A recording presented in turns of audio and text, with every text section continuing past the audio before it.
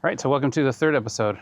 As you can see, the weather is a lot better this week. Hopefully we won't get rained out. I'm not sure if I'm gonna paint those pieces I wanted to paint, but I wanna focus on the radiator, and if the weather seems like it's gonna be good, then we're gonna install that. I'd also like to ask you guys to subscribe to the channel, like the videos, comment down below any tips or tricks that you guys have.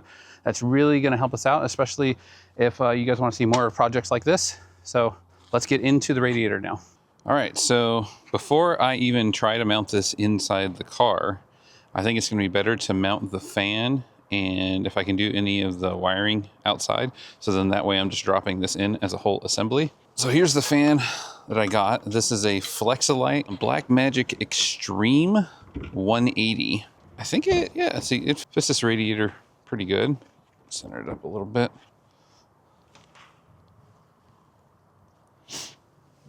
So yeah, I'll probably have the wires come out the bottom, or I'll drill a hole somewhere up here. I'm not sure, but it came with all these different style mounting brackets. I don't think I'll use these, but this guy's got to be mounted somewhere. In the instructions, they show you just mounting it over here. Kind of not sure where I would want this. I guess if I don't have to mount it in, if I don't have to drill any more holes in the car, that would be ideal. So I'm not sure where I'm going to put that just yet. But it comes with all the wiring. I'm just going to dive into this real quick. I'm thinking that something like this, I'm imagining. So I'll have to drill these out. I do have a riv nut gun, so I can pretty much match what's on the fan itself. So it's okay to drill into this part as long as you're extremely careful and you don't go that way when you're drilling. Obviously you don't want to drill into this part or this part, but this fan does have mounting all the way around. But I think for me, mounting it on the sides is where it's going to be at. So I'm just going to measure everything, get it all nice and lined up. I kind of thought that this would be mounted outside, and I'm not sure that I want it mounted right here. I guess theoretically I could mount it to the side of this. So this probe has to be wedged into one of these fins here, because you can either have this run, you can have it run a couple of different ways according to the wiring here. You can have it run to where it's only turning off and on to the probe, or it's turning off and on to the probe as long as the key's on. I think for now, I'm probably just gonna wire it so that it's turning off and on to this until we maybe do some finish wiring, but I'm not sure until I get into it. Plus, it's supposed to rain pretty hard today, so I'm trying to get this done before the rain gets too crazy. But I'll bring you back in once I got an idea of where I'm putting all this. All right, through some searching and trial and error. Apparently, the bolts it came with and all these riv nuts that are in here are M6 metric, so great. I don't have a lot of metric here. But I've lined up the brackets. I've got this thing all dialed into where I want it. And I marked with a Sharpie exactly where these lines are at. So we're gonna see what I'm gonna drill in there. So I'm thinking I do have a riv nut tool, and I do actually have 6mm, because these bolts, if I line that back up, these bolts are not nearly long enough, and I'm probably gonna need to find a spacer or a couple of spacers, but this is pretty stout, so I could probably put it in there. I would just like something to tighten against so that these don't want to walk out, or I'll just Loctite these in. Yeah, that's where I'm at currently, and I'll probably actually start drilling these out so that I can get ready to, I'll probably end up using these.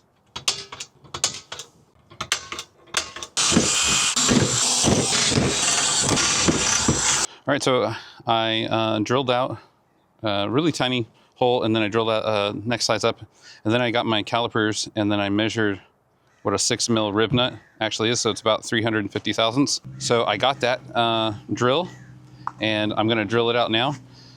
So you can make these a super tight fit, but the riv nut tool will expand it out and dig into it. It's a pretty tight fit, which is what I'd prefer.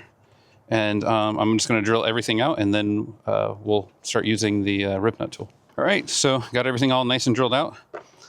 Don't think I punctured the radiator, hopefully. So here's the riv nut tool itself. It's pretty sweet. Comes with all these different dies. I'll have a link in the description. It also comes with a bunch of different riv nut inserts for a bunch of different sizes. So if you don't know how this works, you basically want to take out the riv nut, screw it on all the way, and then luckily this has the clearance. You're gonna get that in there. While pressing down, you want to squeeze this together. And then you're going to unscrew this.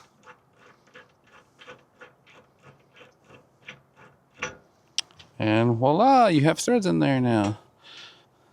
So you basically are pulling up the bottom, and the top right here is flaring out around there, causing a lot of pressure. That's basically it. You just shove it in, make sure it's nice and bottomed out, and squeeze together as you're pushing down.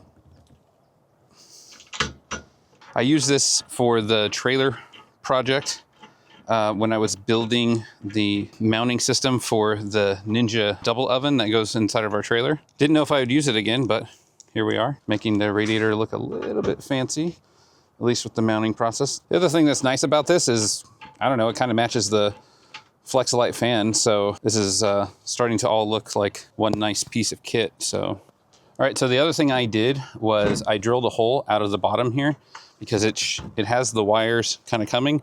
So I thought it'd be good if the wires came out of the bottom, and then when you open the engine bay, it's just sort of more of a clean look on top. So I'm gonna reline this up to where I had it, which is about right there. So if you did all your measurements right, and used your center punch accurately, all this should just go right back in. So these actually have, so these are aluminum. They actually have a protective coating on this side that I'll take off once we're doing the final install.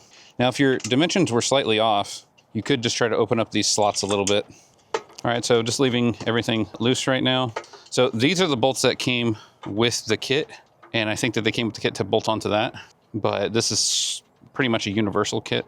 So what we're gonna need now, is, which I'm probably gonna have to run to the store for, is I'm gonna need to get some longer M6 bolts that are gonna go from here to here and here to here. And this is just snugly down, and it's pretty tight. My initial thought is I could run this through with just some Loctite, tighten it down so it starts pushing that over a little bit, or I could try to find some spacers to throw in there. So I might try to do that, because I think that that would be a little bit better so that it has something to be pushing against, not putting so much pressure on the riv nuts this way. So I'm gonna look and see everything that I need to do before running to the store, so that way I only have to go to the store once. The brains of the operation here, we still gotta figure out where this wants to go. I do kind of like this area, but that would put this electrical opening sideways, which I'm assuming that this whole thing would be better if it was up and down, in case it gets wet. So yeah, I'm not sure. Also, these two leads from the fan need to plug into the bottom there, and that would be kind of a tight fit. So I'm trying to debate that out. I could just extend these wires like this, or even like this. I'm trying to make this look as clean as possible, but while also beating the rain. I'm pretty happy with this so far. I think that this is gonna work well. Okay, so I did want to mount it right here, but then that does not leave a lot of clearance for the connectors to go down. They do sell 90-degree connectors. I don't think I have any of those to mount this right here, because you basically have a 1/2 of an inch for wires to turn around. In the instructions, they actually show it mounting to the side right here. On this side of the engine bay is where the battery and all the electronics are anyway, so I guess it kind of makes sense. If your rig is this way, you could go this way. And then I dug through to find some 1/4-20 with some nylon locking nuts. So I'm just gonna now drill this out and mount this up, and then I can start doing the wiring for the motor and put in the heat-seeking probe so that I can start figuring some stuff out. All right, got it all lined up. I think I probably could still use the center punch on this. Oh yeah. So this is just gonna help that drill to not wander as you're going in. I always find it's easier to start with a really small drill bit that doesn't tend to want to wander, and then just work up to the size you need. When you're using plastic, you can just make a big jump all the way to your size as long as you're there. And that's why I took it off of the radiator, because this was just going to grab and pull in like that. So now I'm just double checking my alignment. The holes are slightly bigger, which is completely fine. These are 1/4-20s. Shove those through.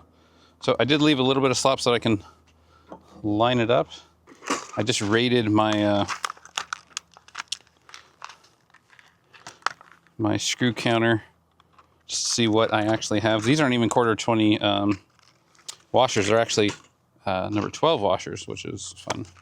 You want to make sure whatever you're doing is out of the way of the rotating assembly, which this is clearly out of the way, and I'm using nylon locking nuts.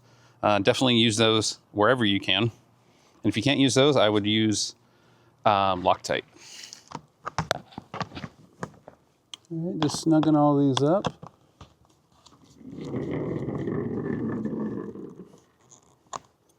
All right, not going too crazy. So if your threads don't actually come out on the other side, they don't need to come out this much, but if they don't come out on the other side of the nylon locking nut, you might not be getting the full benefit of the nylon locking nut. So, all right, so now that that is in, we could start to figure out some of the wiring and how we're going to wire it. So these two need to go to the plus and negative M. And they did send, they did have extra wire, and they want you to use these butt-end crimps. That's the thing, that it's like you're almost there, and it probably would work. So I'm gonna see about that. I'm not sure what I want to do on that. I was thinking right here where I drilled the hole through, I was probably going to put some heat shrink right there. As this is vibrating, it just has another layer. Maybe we'll just go straight into that and right there. But see that once you put that in, it pushes it out over here. I don't know that it looks bad. It just pushes it out. So we'll see. All right, so I just got a piece of heat shrink. Now I'm just gonna work that into the hole. This is like one of those heat shrinks that has like adhesive in it. It's also gonna act like a bit of a strain relief on the wire. Yeah, so I can tell from the inside it's all the way through. So now I'm just gonna get the heat gun. So before you actually shrink it, try to form the wire in the way that you're gonna want it to go. It's just gonna look better and it's gonna work better. I kind of just feel like I want to just try to go for it with the wires, because it's going to look kind of weird with like a butt connector and then like an inch later they're right there. Plus I'm not sure that I want the wires right here so close to the radiator hose. Like maybe them coming up like this would just be better anyways. I'm not sure. The other thing I could do is I could run the heat shrink all the way down. Even if you don't have a piece long enough, you could just keep overlaying it, and because it would technically fit like that. I'm not sure that I like the look. Usually when you're trying to do custom work, you're trying to like hide the wire, have it wrapped around here and go right there. But you know what, I guess what we could do is we can install it like this, and then if it really bothers me, we can just fix it later. Because the other thing that I don't like is these center grooves right here, we're not using those. So part of me wants to cut this over, go down, go over, make this bracket look a little bit more custom, and then it overhangs the radiator right here. I kind of want to chop that off right there so that it just aesthetically looks better. But I have a feeling right now we just need to get it all in, and then when we do maybe a detail of the engine bay, we can address all these issues. So yeah, I guess I'm gonna just crimp these on and then plug it in. All right, so just burning daylight here, so I'm just gonna make a decision and just go for it. So you're gonna have some wire crimpers, and you wanna make sure that you're crimping on the wire and not on the insulation. I always give it a good tug. All right, so going back over the instructions, it says black on black and then thick red to colored. So apparently they don't even know what it would be. So the black is obviously gonna be the negative. So we're gonna run that right there, make sure it's really pushed in. And then we got the blue, which is going to be the positive. Make sure that's really pushed in. All right, so as you can see, I'm not liking this because that's just going to rub right through it. So one of the things I might do is just tie wrap it right there, just for now. I don't know, usually I get the whole thing working and then I start working on the wiring to see what I can and can't do to clean it up. Yeah, so I could tie wrap it right there, or I could cut those off and put heat shrink right there. Or if we cut the bracket off, that's not going to be an issue. All right, so now we're going to start with the radiator. So a couple of the reasons that I wanted to do this was to get rid of the sound of the fan as you hit the gas on the road. It's just like a huge wind dustbuster kind of vacuum noise coming from the front. I'd love to get rid of that. The other thing it's going to do is it's going to make the engine a bit more responsive. If you've ever taken a fan off of an old V8, it definitely feels more responsive. It should improve gas mileage. It'll improve horsepower, but also you're going to reduce the mass on the rotating assembly because all of this is going to be gone. So if you can see that there's a bolt that goes, there's 4 bolts that go right here through the spacer and bolt on the pulley. So what we need to do is take all this off and then figure out what size bolts we're going to need, because you don't want to go too far because then it'll bind up on the water pump. So we're going to take all this off now. It does have a drain down here, so I'm going to see if we can't. There we go. Oh yeah, there it is.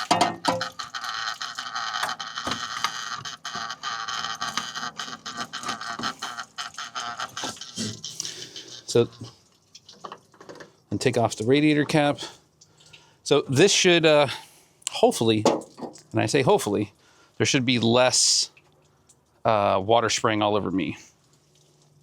Also, I looked for new radiator hoses. Yeah. That was fun. So if anybody has a source on like actual molded radiator hoses, not these kind of universal ones. I really don't like the look of these universal ones, but we're just gonna have to go with them for now. But yeah, I really would like to get more of the molded ones. And I don't know if I need to just have some pipe made and then just have couplings on there. Like that's an option too. But if anybody knows where to find some original style molded radiator hoses, that would be super awesome. All right, so I'm gonna take off the upper radiator hose while it's still draining. Well, at least it's still nice and petrified on here. I was hoping to reuse these. There you go, just gotta break it free. There she is, okay. So now I'm gonna get to the side. In case it tries to hose me down. Oh. So the other thing we're gonna do is we're going to get the garden hose out and flush this whole system out because, yeah. So I'm taking off the lower one now. I'm just getting the hose clamp loose. So if you can move the hose clamp, you should be good to go. I'm just gonna try to pry on this. I'm trying not to break the radiator hoses, but I guess if they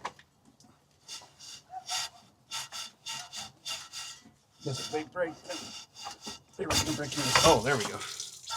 All over my safety sandals. Nice. Nice.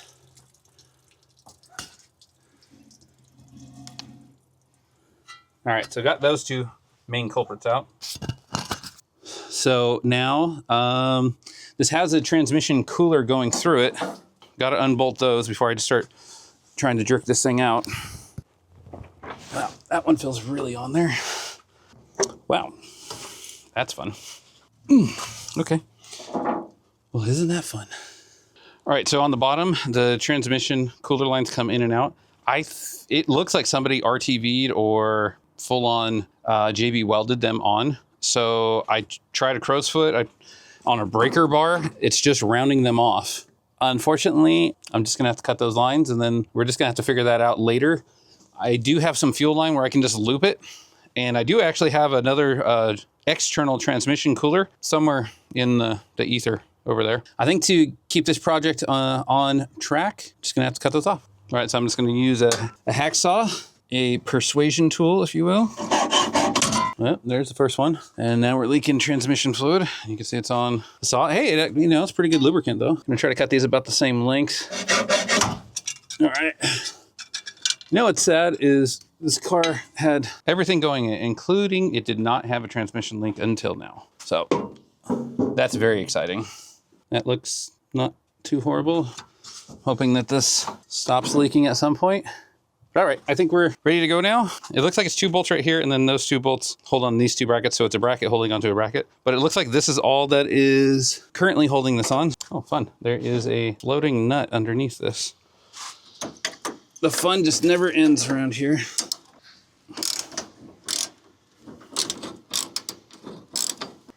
All right, so it should just be this. I'm assuming this is just a rubber piece that is like welded to it. Trying not to destroy it because we obviously are very hopeful to reuse this. Yep, just a rubber piece and dead something or other in there. So I was hoping to actually repaint that, but we are seemingly in a time crunch here. Is the bottom locked in? Because the bottom all of a sudden feels like it's kind of stuck. Like other cars I've worked on, it was just kind of like sitting there, but this one feels, it has the same rubber on the bottom. I wonder if it's just stuck. Yeah, I can see the rubber flexing. There it goes. Okay, let me go see if we can't. Well, it seems like the other way was a lot more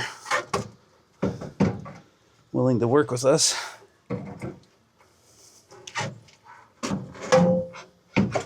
Ah, there it is. Wow, this radiator's heavy. Okay. A little bit rusty coming out of there. Ah, so we can now see these bolts right here. So here's the rubber that it was sitting in. So the new radiator is going to sit in those. And so now I'm going to get a socket and take out these.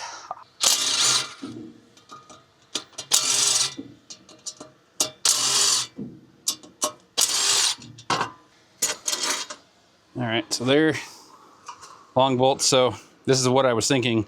I wasn't just going to be able to cut these bolts down and reuse them. Going to need to get new ones. But this is pretty heavy. I'm assuming this is just kind of, there it is. All right, so now, like you could see, this is going to have a much cleaner look. If we can just get some small bolts that would go around there and then this bolted onto the water pump, but we can't go in too far because otherwise if you look from the back in here, you gotta come over just a little bit more. You don't want to interfere with anything having a bunch of like bolts hanging through, so just long enough. So I'm gonna go see what I got and what I can find. This is rounded off over here. We're just finding all kinds of fun stuff. There we go. So if you wanted to, now would be a good time to take that to get it chromed or sand it and paint it. And unfortunately, with the weather and the time frame, that is just not us. All right, since the weather is nicer, I'm going to paint these two pieces. So this is the piece that holds down the radiator, and then this is the water pump pulley. I went through and I flapper disced sort of like a bunch of pieces of sandpaper, cleaned all these up, and then I wire wheeled certain aspects of them, cleaned both sides. Now these aren't necessarily like show car worthy where you get everything sandblasted. I just want them to look better. So I think that they actually look pretty decent. I'm gonna paint the radiator hold down this duplicolor engine enamel black, and then the pulley, I'm gonna paint it this blue, because I kind of feel like with the white and blue dashboard, I think we're gonna go for like a white and blue kind of theme on this. So I think everything will be this. So this is Old Ford Blue. Now, don't shoot me in the comments. And then this is just gloss black. So I've cleaned all this with alcohol, which is definitely necessary. You can use acetone, but then you gotta be careful what gloves you use because it'll just melt everything. So my tip for this is to paint the underside first, the side that you're not gonna see that much, and then flip it over and do a really good job painting that side. So I'll probably paint this side first, and then I'll focus on this side. I'm also thinking you should not be spray painting two different colors right next to each other. So we're gonna start painting now. All right, you wanna make sure you get your cans all shaken up really well. So one of the reasons we're using, you know, when you find like that paint that just does really well for you, we painted the engine of my 62 Cadillac a long time ago with this old Ford Blue, and it just, I don't know, just worked out really well. So here we go.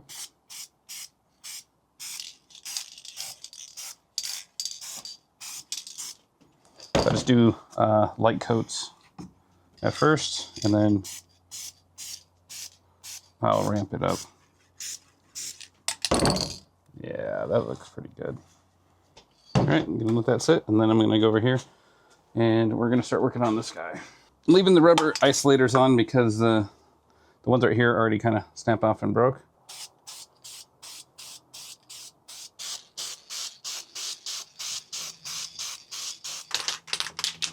All right, just using some hangers. These definitely help out a lot. One thing to watch out for is if you're hanging it like this, it may run a lot easier. So definitely take your time when you're doing it like this compared to if it was just laying flat, it probably wouldn't run as easily. All right, so here I got them just hanging up so that they can harden up a little bit. I will probably come back and do another coat, but they do look pretty good right now. So pretty excited about these. Okay, so while all that is drying, I'm not sure quite yet how I'm gonna fix the transmission cooler line that goes into the radiator. I bought some fuel hose and some clamps, so I'm just gonna loop it for now. So somewhere in the abyss of the garage, I do have an external transmission cooler. You guys let me know in the comments whether that's better to put in or whether to run it through the radiator. I got 2 feet of hose, so I'm just gonna plug it in and probably tie wrap it to the bottom so that we can get all this back together, because I think I can just fix all this after we put everything back together. But you don't wanna just leave it like that because it'll just dump all the transmission fluid out. So I'm gonna install this. All right, let's hope I got the right size hose here. Yep. Now, I don't think that this is under a tremendous amount of pressure or anything, so I think we'll be fine.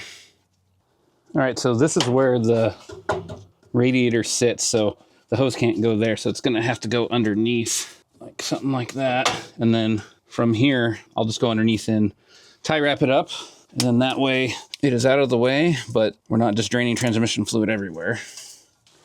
I did find the right Wix fuel filter. So it is a 33002. Nice clear one. I'm kind of concerned about this losing its prime again, but there's gas everywhere. I should try to keep this up. I don't know if that's why it lost its prime, because it looks like it's just siphoning it out, but I guess we should just hurry on up here. It's crazy, it's filling up the fuel filter. I don't know if you can see that. Like it's literally like filling it up. Oh, there it goes again. Guess we gotta keep that up. Stay. So I don't know if you guys have ever seen a set of these. These are called Handy Cut. They're from Craftsman. So it's basically like a pair of pliers with a razor blade on one side. These things cut hoses so easily that it's nice. All right, so I'm gonna chop off, right, let's see, right there. All right, so there's the old one. Well, that thing only barely fits there. Let me show you.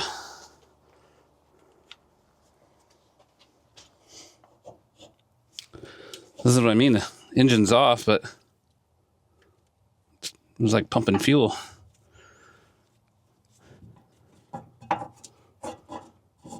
So this belt's not where it's gonna be. Everything's untensioned, but yeah, this whole setup needs some work right there. And probably when we replace the whole drive shaft center support bearing, that's probably when I'll do all that. I think that'll be a good time to do that. But, so, right there, here's the hose, here's the other hose, just goes around. I tie wrapped it right there. So, on painting, I kind of wanted to paint the stuff that I was working on, but then again, if you go, so if I'm painting this piece, do I paint this piece? Okay, then I'm painting this piece, and then this piece holds like the whole mechanism for the hood. So then are you painting that? And then if you're painting that, are you painting, you know, the mounting for the front of the fenders and the head, and then you just start getting into everything. So got to kind of stop it somewhere, because the guy before me that replaced the water pump, he didn't even try to paint that. So then it's like, okay, do you paint that? And then do you paint the engine block? Do you paint the power steering pump? You know, it just starts getting into, you might as well just paint everything. So I can't do everything, but I think this will look good. I think that'll look good. And then we'll just slowly keep progressing with things that get done. So I'm fairly happy with that. I would like to work on that, but I think that throwing more stuff at it until we just replace the whole line is just going to be wasting money. So probably going to wait until next week to do that, and hopefully that'll get done. The other thing I wanted to do before we even did anything else was I wanted to run the garden hose through here to flush out everything I could inside that engine, because when you could see the stain on the ground from all the rust and the stain on my arm. So I wanted to do that so that we could flush out the whole engine and start new with distilled water, and I think I got some Peak antifreeze, so I'm gonna flush it out now. All right, so the other thing that this is gonna show us, is there a thermostat? Because theoretically, if there was, it shouldn't allow the water to go past it.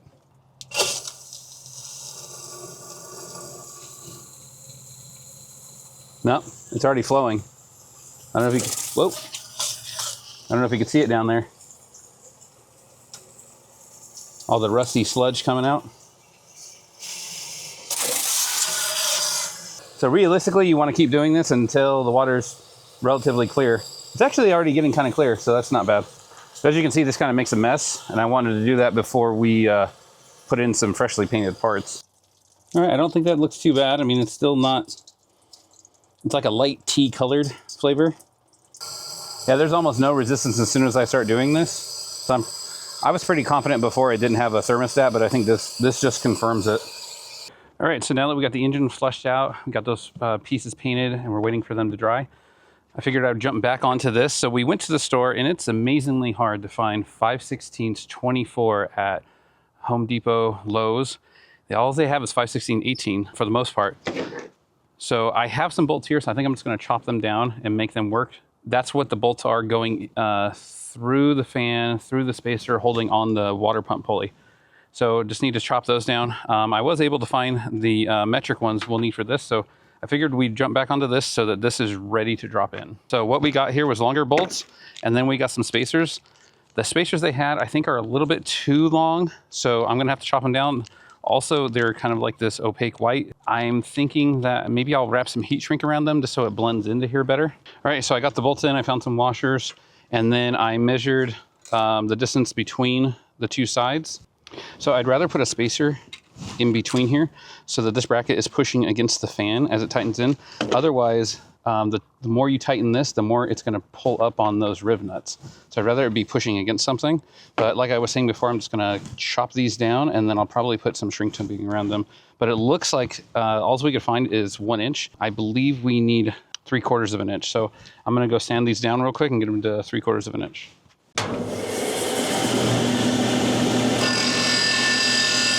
All right, so we got all these cut down to size, and then I found some heat shrink, so I'm gonna put those on there just so it blends in better. All right, got all these heat shrinked and all trimmed up. Now just gotta peel off this protective coating. All right, so now I can finish bolting everything on. I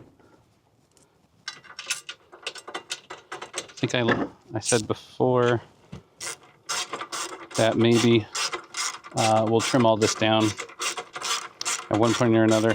Now, you don't want to over tighten riv nuts. Just letting you know, you don't want to go crazy on them. All right, so now I'm gonna shove my washer, my spacer in there, and then probably gonna align, because most of the heat shrink has like words on it, probably align that so you can't actually see it. These aren't like a super perfect way. I'm guessing maybe something better would have been machined out of aluminum or something like that, but we're just trying to go with what we can find. But I think it looks a lot better. All right, so got everything all nice and tightened down. One of the things I'd recommend is pushing down on the radiator so that you compress this gasket and then tightening it down. But there again, this has those rib nuts, so I wouldn't go too crazy with it. So now we're supposed to put in the probe. Now the most ideal spot for me is just like right there. They kind of want it closer to the inlet, which basically means I'm gonna have to run it over here somehow. I'm feeling like I'm just gonna leave it right here, and then we're just gonna see how it goes, because there is some adjustment on this, and I'm wondering if I can just use that to adjust it better. So this is probably the most like scary part of this whole thing, because you're just supposed to shove this little guy right all the way through. So I'm just gonna see how that goes. Of course, I'm imagining you're supposed to shove it through without actually damaging the radiator. That'd probably be a good thing, right? It's supposed to come out the other side. Maybe if I pull it back and then put the screwdriver in there to help spread it out a little bit without trying to puncture anything, of course. There we go. All right, that's what they wanted. And then they said, put the cap back on it. I'm not sure what that's supposed to do, but all right, I think we are pretty good right now. So you can see from the other side, we're gonna do the rest of the wiring inside the car because it all needs to be cut the length. I'm not sure how to make this thing look good. In an ideal situation, I was just gonna put it right there, but they wanted it as close to the inlet as possible. So we'll just see how it goes. All right, let's drop it in. I'm getting ahead of myself. We should put in that pulley first. This is gonna make it a whole heck of a lot easier. So turned out pretty nice. So now let's just line this up. And then I'm imagining we should put on all of the belts and everything. So here's the bolts that I had that I cut down. These are actually quite a bit longer than this.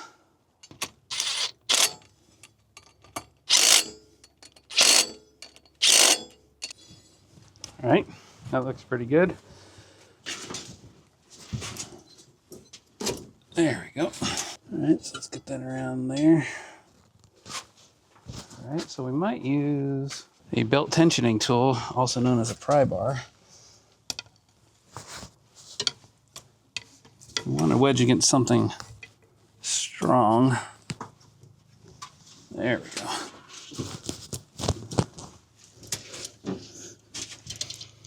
Let's see.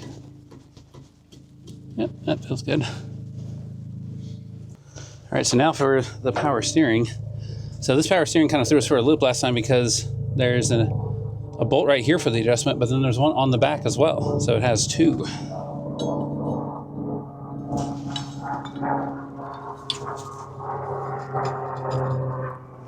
All right, is there anything good to pry against here? Ooh, definitely not there. Right there might be good enough. Well, I guess this power steering pump ain't going nowhere. So now I want to get my bolts right here ready because otherwise there's nothing going to be there to hold anything up. All right, so here she is. Ooh. It's gonna come in real slow.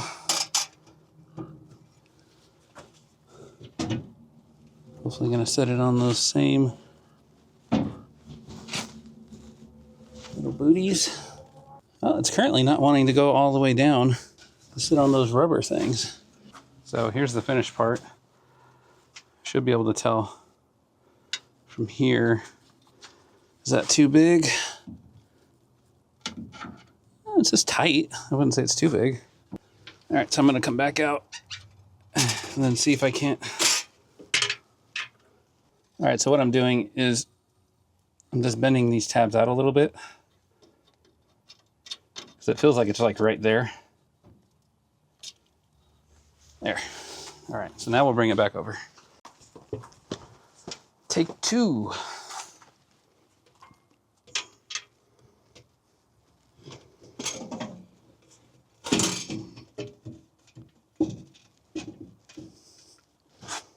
Try to get it centered, and then, oh yeah, it's already a lot further down.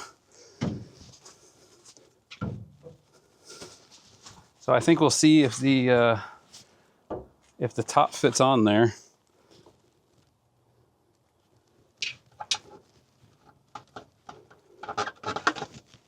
The top seems to fit on there.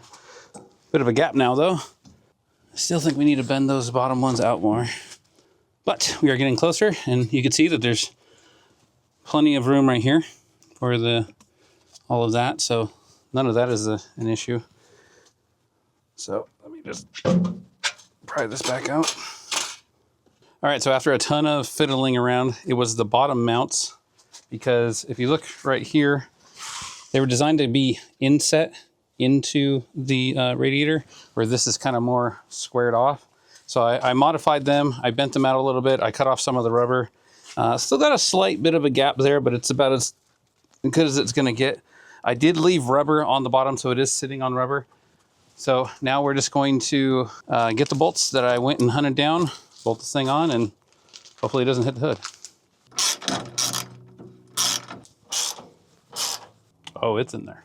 All right, so now I'm gonna wrestle the radiator hoses back on. Ooh.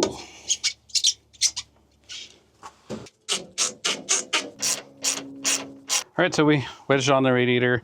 I started wiring it in. I didn't think that'd be too interesting to you because it would just be me all over the place. So we actually found, so the positive wire actually goes to this junction right here. So I just tapped into that.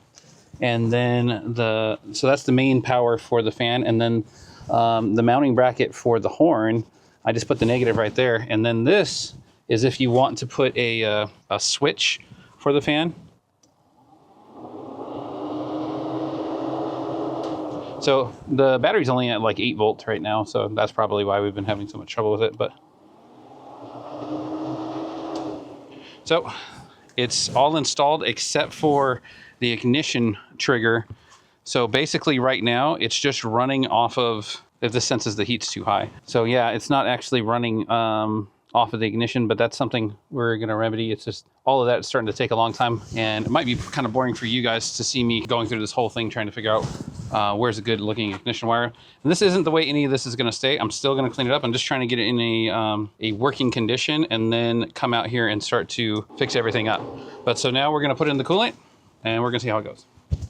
All right, so we're gonna fill it up with coolant, Peak Universal, but I got a cool toy for you guys, the airlift. Now, what this does is it actually creates a vacuum on your whole cooling system to make sure that you don't have any leaks. Now, there's a bunch of like little adapters for all different ones, but it's cool because it puts your coolant system under a vacuum, but you want to make sure that you block off everywhere where this thing can basically create a vacuum. So the overflow, I'm doing that. And how it works is a Venturi effect. So you hook up your air line right here, actually blowing from here, but sucking from here. You just plug that in. We'll hook up the air line right here. So this is also gonna help if you guys got air bubbles in your system. It should suck out the air bubbles, but it also has like a little, basically a straw that you would hook up afterwards, and then you can just dunk this into your coolant tanks, your coolant bottles, and then it'll just suck it right up. But let's show you this part first. All right, so I'm gonna hook up the airline. As you can see right now, it's 0. So it has a ball valve right here. So let me hook this up.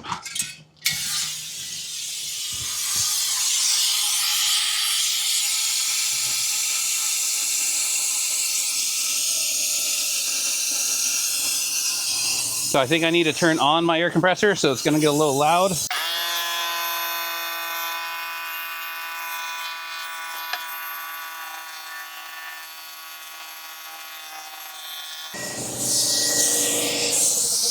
All right, so now what you want to do is shut off your ball valve.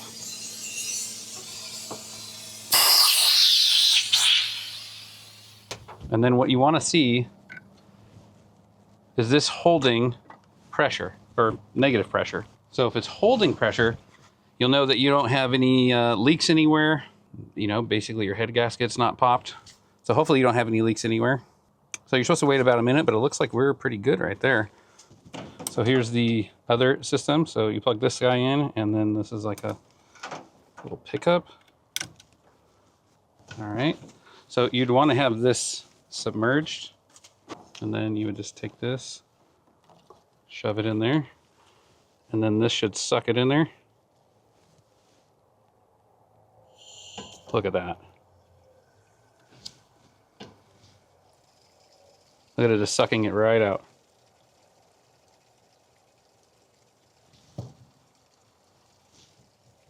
All right, I'll close that off. And then now we'll try some coolant, because this will probably be a better color that you can see on camera anyways. All right, so you just want to shove that in there, submerge it, and then you should be able to see it come through. Oh, look at that.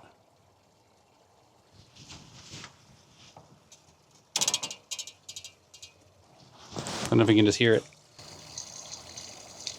It's like sucking it all down. I've seen people that leave these up and the molded hoses actually go flat. That's how much a vacuum ends up being inside of there. But kind of gives you just that peace of mind that your radiator's not leaking and your engine doesn't have a leak. So I would always do the water last. That way you're flushing out what you're doing.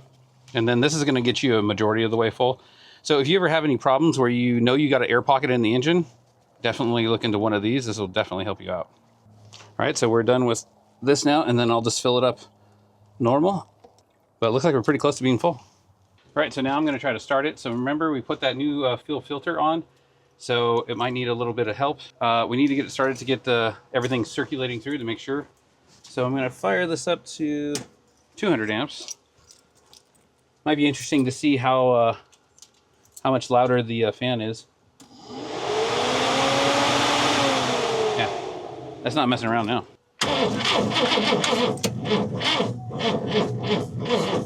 I'm telling you what, this battery is just dead. That should be enough to start a fire.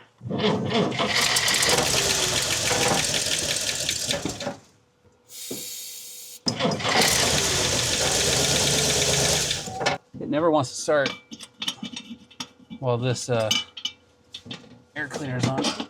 It's like it has stage fright or something.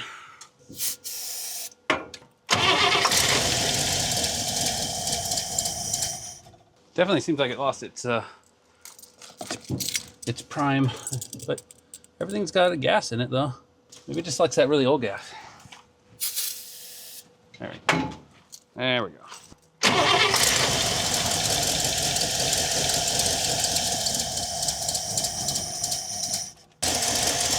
All right, that definitely took a while.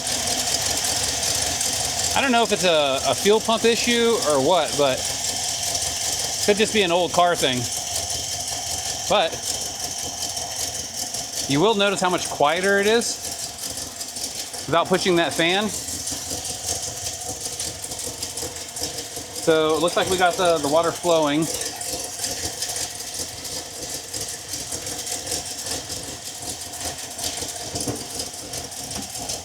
Probably end up putting a little bit more in there. All right, so here's the other thing I want you to hear. I'm gonna rev it up, and you just hear engine sound, which is nice.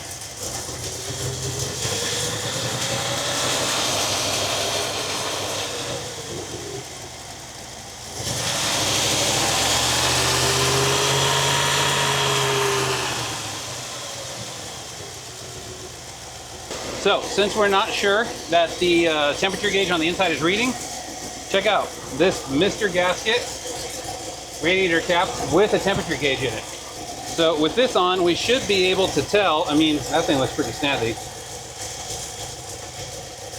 So this should start to tell us how hot the actual coolant temperature actually is. So it looks like right now we're sneaking up on 90. So what I've been wanting to do is actually get it running for a while, because all of you were saying about the carbon buildup. All right, so this is showing that we are at 13.3 volts, so that proves that the little generator right there is actually working. So when it was sitting here, it was just at 8.3 volts. So to see this now at 13, we know we're doing well. So temperature's at 120 now.